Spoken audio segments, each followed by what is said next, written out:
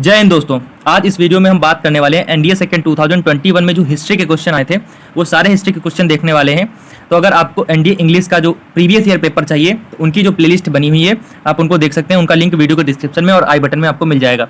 और एनडीए के antonym synonym की भी सीरीज बनी है, मतलब प्लेलिस्ट बनी है, उसका भी लिंक वीडियो के डिस्क्रिप्शन में मिल जाएगा या तो आई बटन में मिल जाएगा। तो चलिए इस वीडियो की शुरुआत करते हैं, लेकिन उससे पहले हम थोड़ी सी इंपॉर्टेंस जानेंगे कि हिस्ट्री को हम क्यों प्रीवियस ईयर क्वेश्चन देखें आखिरकार। पहली बात तो हम प्रीवियस ईयर जब क्वेश्चन देखते हैं तो उससे हमें क्राइटेरिया पता चलता है कि किस क्राइटेरिया में क्वेश्चन पूछे जा रहे हैं। और दूसरी बात हमें ये भी पता चलता है कि उन क्वेश्चंस के माध्यम से हम कुछ थ्योरी कवर करते हैं। उस थ्योरी से बहुत ही चांसेस होते हैं कि क्वेश्चन फंसे, क्योंकि उनका एक क्राइटेरिया फिक्स होता है। यूपीएससी वाले भैया लोग जो होते हैं वो एक अपना एक फिक्स क्राइटेरिया बना के रखते हैं कि हमें यहाँ से और इसलिए और इस जगह से हमें क्वेश्चन पूछे हैं। तो चलिए हम इस वीडियो की शुरुआत करते हैं। जैसा कि पहला क्वेश्चन दिया हुआ है कि इंडियन काउंसिल एक्ट 1861 के बारे में निम्नलिखित में से कौन सा कथन सही है या सही है। तो पहला दिया हुआ है, इसने कानून बनाने के प्रयोजन से गवर्नर जनरल या हम इसको वायसराय भी बोल सकते हैं कि परिषद का विस्तार किया। सेकंड दिया हुआ, गवर्नर जनरल सदस्यों की संख्या में वृद्धि करने के लिए प्राधिकृत नहीं था, यानी ऑथराइज्ड नहीं था, उसको अधिकार प्राप्त नहीं थे, ऐसा बोल रहा है।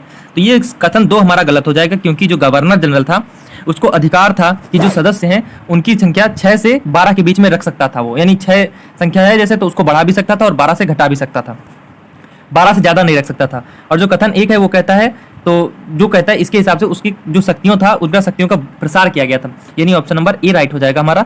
और इस एक्ट के बारे में हम कुछ पढ़ लेते हैं जो 1861 का एक्ट है।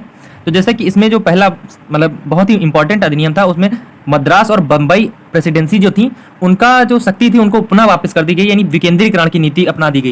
यानी जो मद्रास और बम्बई प्रेसिडेंसी थी उनकी शक्तियां वापस कर दी गई, जिससे कि वो अपने क्षेत्र में कानून बना सकें। और इसके तहत पोर्टफोलियो सिस्टम को मान्यता दी गई। ये जो 1859 में पोर्टफोलियो सिस्टम प्रणाली आई थी तो उसको मान्यता दी गई इसके तहत। और अगला था कि बंगाल में उत्तर पश्चिमी प्रांत, पंजाब और बर्मा में विधान परिषद की स्थापना हुई और वायसराय द्वारा 2 वर्षों के लिए अतिरिक्त सदस्यों की संख्या 6 से कम नहीं होनी चाहिए तथा 12 से अधिक नहीं होनी चाहिए थी, ऐसा उसको करने के लिए अधिकार दिए गए। और जो सरकारी गैर सरकारी सदस्य थे उनको कम से कम सरकारी सदस्यों की आधी संख्या का होना चाहिए। और जो अधिनियम था वो बताता था कि एक बहुत ही इंपॉर्टेंट, यानी जो आर्टिकल 123 है, यानी जो राष्ट्रपति के लिए वैध है कि वो अध्यादेश जारी कर सकता है, वैसे ही उस समय का वायसराय अध्यादेश जारी कर सकता था, लेकिन आपातकालीन स्थितियों में, जिसकी वैधता 6 माह होती थी। तो देखते हैं कि अगला अपना दिया तत्वबोधिनी पत्रिका के बारे में निम्नलिखित में से कौन सा कथन सही है। ऑप्शन ए, इसने बांग्ला में प्राचीन भारत में व्यवस्थित अध्ययन प्रोत्साहित किया। तो इसका ऑप्शन नंबर ए राइट हो जाएगा। हम जो आगे ऑप्शन नहीं पढ़ना चाहते क्योंकि इससे समय वेस्ट होगा, इसी समय को बचा करके हम आगे इसकी थ्योरी थोड़ी सी जान लेते हैं।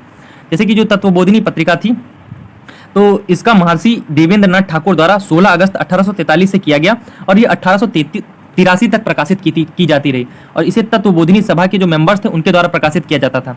और इसके कुछ महत्वपूर्ण जो थे, मतलब इसका जो प्रथम प्रकाशन था अक्षय कुमार दत्त द्वारा इसका प्रथम प्रकाशन किया गया था। और ये जो 19वीं शताब्दी के जो श्रेष्ठ लेखक थे जैसे ईश्वर चंद्र विद्यासागर और राजनारायण बसु, द्वारिकानाथ ठाकुर, ये लोग जो थे इन पत्रिका में लगातार लिखते थे।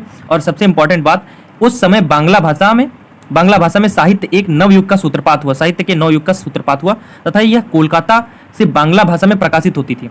अगला हम देखते हैं, निम्नलिखित में से किस वर्ष में ब्रिटिश शासन ने संथालों को बसने के लिए बड़े भूभाग को दामिनी कोह के रूप में नामांकन किया। तो ये 1832 से 33 के बीच में हुआ था। तो हम जान लेते हैं कि जो अपने संथाल लोग थे, संथाल लोगों ने अपना क्षेत्र छोड़ करके वो राजमहल की तलहटी वाले क्षेत्रों में बसने के लिए चले आए। लेकिन जो राजमहल की पहाड़ियाँ थी वहाँ पर पहाड़ी जनजाति के लोग रहते थे और संथालों और पहाड़ी जनजातियों के बीच में बहुत ही लंबे समय तक शत्रुता बनी रही। और उसी लिए अंग्रेजों ने 1832 से 33 के बीच में एक दामिनी कोह नामक एक पद तैयार किया, जिसका मतलब था कि दोनों समूहों के बीच में समझौता करवाना उद्देश्य था।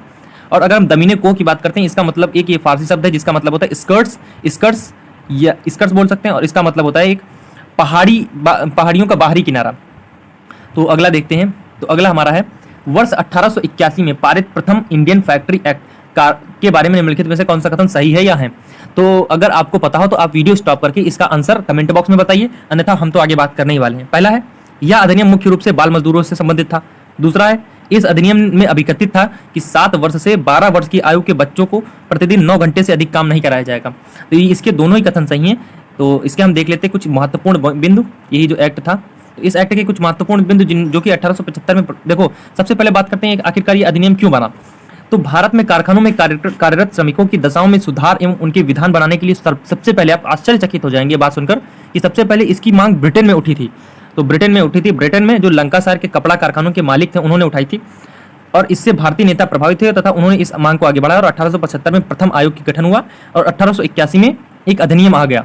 तो इसमें कहा गया था कि बाल श्रमिकों की समस्याओं से संबंधित था पहला, और दूसरा 7 वर्ष से कम आयु के बच्चों को काम करने पर रोक लगाई गई थी कि वो काम नहीं कर सकते।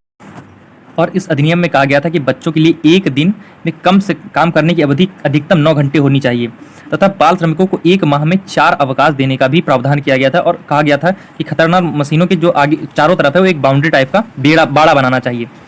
तो अगला देखते हैं कि महात्मा गांधी के अस्पृश्यता विरोधी अभियान के बारे में निम्नलिखित में से कौन सा कथन सही है या है। अगर आपको आंसर पता है तो कमेंट बॉक्स में बताइए, वरना हम इसके आगे बात करने वाले हैं कि क्या सही होगा।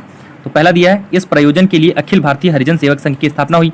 दूसरा है, यह अभियान अस्पृश्यता को समाप्त करने के लिए था क्योंकि हिंदू शास्त्रों में अस्पृश्यता का कोई समर्थन नहीं था। तो अगर हम इसकी बात करते हैं तो इसके दोनों कथन यानी सही हो जाएंगे, इसका ऑप्शन नंबर सी राइट होगा। इसके बारे में कुछ पढ़ लेते हैं कि गांधी जी ने आखिरकार क्या कब कैसे हुआ। तो सांप्रदायिक पंचांग की जब घोषणा यानी कम्युनल अवार्ड की घोषणा के पश्चात जब घोषणा हो गई थी तो गांधी जी बहुत ही दुखी हो गए थे तथा उन्होंने यरदवा जेल में बैठे बैठे 1932 में अखिल भारतीय अस्पृश्यता विरोधी अभियान की स्थापना कर दी। तो उन्होंने जिसका बाद में आगे चलकर के नाम हरिजन सेवक संघ पड़ा तथा 1933 में उन्होंने एक पत्रिका का संपादन किया जिसका भी सेम नाम था, यानी उसका भी हरिजन नामक पत्रिका का संपादन किया और जिसका मुख्य उद्देश्य था अस्पृश्यता को संपूर्ण रूप से समाप्त करना तथा हरिजनों को मंदिर में प्रवेश करने का अधिकार दिलाना। उन्होंने हिंदू समाज को चेतावनी दी, ये चेतावनी लिखी हुई है, आप चेतावनी पढ़ सकते हैं। और उन्होंने कहा कि जो शास्त्र हैं वो छुआछूत की इजाज़त नहीं देते हैं, यदि वे अगर ऐसा करते तो उसकी आलोचना करनी चाहिए क्योंकि यह मानवीय प्रतिष्ठा के विरुद्ध है। तो जैसा कि हम बात कर चुके हैं इसके कि दोनों सही हो जाएंगे, यानी ऑप्शन नंबर सी राइट हो जाएगा इसका। तो अगला बात करते हैं कि महाराष्ट्र में स्थापित परमहंस मंडली के संस्थापक निम्नलिखित में से किसमें विश्वास करते थे। तो अगर महाराष्ट्र की परमहंस मंडली की बात करते हैं तो ये विश्वास करते थे, एक ईश्वर को मानने में विश्वास करते थे तथा जो जाति की परंपराएं बनाई गई, जाति को एक तरीके से अलग कर दिया गया हम लोगों को, तो उस नियमों को तोड़ने में विश्वास रखते थे। तो इनकी बात करते हैं 1849 में महाराष्ट्र में परमहंस मंडली की स्थापना दादोबा पांडुरंग जी द्वारा और मेहता जी दुर्गाराम द्वारा की गई थी। इस मंडली के सदस्य केवल एक ही ईश्वर में विश्वास रखते थे, जाति प्रथा की बुराई को समाप्त करना चाहते थे तथा इस मंडली ने स्त्री शिक्षा और विधवा पुनर्विवाह की भी बात की कि मतलब उस पर डिस्कशन किया कि इसको ऐसा होना चाहिए कि स्त्री को शिक्षा मिलनी चाहिए और विधवा पुनर्विवाह एक्ट लागू होना चाहिए। और ऐसे ही इसकी जो आगे चलकर स्थानें हैं वो पुणे और सतारा में इनकी शाखाएं खुल गई। तो अगला देखते हैं 1857 की क्रांति के दौरान किए गए इश्तेहारों के बारे में निम्नलिखित में से कौन सा कथन सही है। तो जैसा कि पहला दिया हुआ है, उनमें भारत में मुस्लिम शासन को महिमा मंडित किया, गलत किया, मतलब ये नहीं हुआ था। ऑप्शन नंबर 20 का राइट हो जाएगा। उसमें मुगल साम्राज्य के अधीन विभिन्न समुदायों के सह अस्तित्व को महिमा मंडित किया। तो हम समझ लेते हैं कि पहली बात तो इश्तेहार वर्ड क्या होता है और साथ साथ में थोड़ा सा इसके बारे में 1857 के बारे में जानते हैं। तो 1857 का विद्रोह था, उसके समय विद्रोह के दौरान विद्रोहियों द्वारा कई घोषणा की गई, यानी जो मुगल थे और जितने लोग भी विद्रोह कर रहे थे उन लोगों के द्वारा कई घोषणा की गई थी तथा इन घोषणाओं में मुस्लिम राजकुमारों द्वारा, ये घोषणाएं जो थी मुस्लिम राजकुमारों द्वारा की गई या तो उनके नाम पर किसी अन्य व्यक्ति द्वारा की गई थी तथा इसमें हर समुदाय की भावना का ख्याल रखा गया, इसलिए हमारा कथन 2 सही है। तो अगला है, इसके कुछ और बात है जैसे कि इश्तेहार क्या होते हैं। तो विद्रोह के दौरान विद्रोही नेताओं के द्वारा अपने विचार का प्रचार करने तथा लोगों में विद्रोह में शामिल होने के लिए राजी करने के लिए केवल कुछ घोषणाएं और इश्तेहार, यानी इश्तेहार एक तरह की सूचनाएं होती जारी किए गए थे। तो हम देख लेते हैं कि ये जो था अपना, तो इसका ऑप्शन नंबर बी राइट हो जाएगा। अगला अपना है जो कि आता है, खुल जाए यार जल्दी से, हाँ, औद्योगिक क्रांति के बारे में। औद्योगिक क्रांति के दौरान निम्नलिखित में से किसने फ्लाइंग शटल लूम यानी उड़न ढरकी करघा का डिज़ाइन किया था। तो इसकी बात करें तो इसका ऑप्शन नंबर सी राइट हो जाएगा, यानी जॉन के जो भैया थे उन्होंने ऐसा किया था। तो ये फ्लाइंग शटल जो एक स्वचालित मशीन थी जिसको कि 1733 में जॉन के भैया द्वारा किया गया था। तो अगला आविष्कार किया गया था। अगला है कि निम्नलिखित पुस्तक यानी if discourse on political economy किसने लिखी थी। तो इसकी बात करें तो ये अपने रूसो भैया ने लिखी थी। कौन थे? रूसो भैया, जॉन किन्स जीन जैक्स रूसो। इसका ऑप्शन नंबर सी राइट हो जाएगा। अगला देखते हैं। अगला दिया है, मूल अधिकारों और आर्थिक नीति के संबंध में भारतीय राष्ट्रीय कांग्रेस के कराची अधिवेशन में अंगीकार किए गए संकल्प निम्नलिखित में से कौन सा सही है या सही है। तो अगर आप आंसर जानते हैं इनको पढ़ के आप आंसर लगा सकते हैं, नहीं जानते हैं तो हम बात करते हैं। पहला है, अंबालाल साराभाई ने इसका विरोध किया। दूसरा है, इसके 20 सूत्री में नागरिक स्वतंत्रता और वयस्क मताधिकार शामिल थे। तो इसके दोनों ही कथन सही हो, सॉरी दोनों नहीं, अंबालाल जी ने इनका विरोध नहीं किया था क्योंकि जो अंबालाल साराभाई थे ये बहुत ही अच्छे मित्र थे सरदार वल्लभ भाई पटेल जी के। और जो दूसरा कथन ये सही हो जाएगा, नहीं, इसका ऑप्शन नंबर बी राइट होगा।